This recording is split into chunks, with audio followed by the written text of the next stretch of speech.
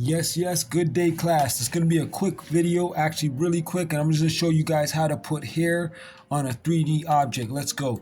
Okay, so I have this Susan the monkey opened up in Blender. To get this object, you just go to add, mesh, and then right there's the monkey. All right, cool. So what we're going to do is slap the hair on here. So with the part that you want to have hair on selected, go over to the right materials property, and we want the particles properties right here.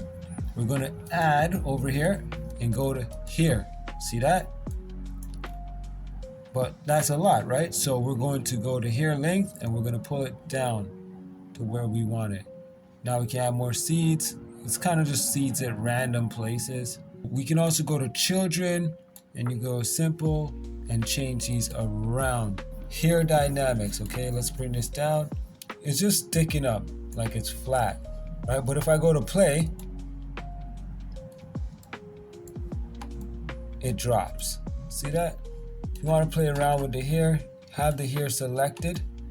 Up here, you're going to change this now to particle edit.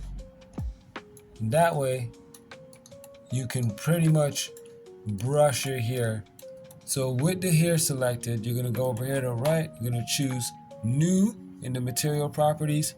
And then you can just change this to, it says principal BDSF. Going to go to hair BSDF. All right. So now it should react like hair. We're going to change this down to black. All right. That's how you do it. That's how you put hair on an object in Blender 3D program.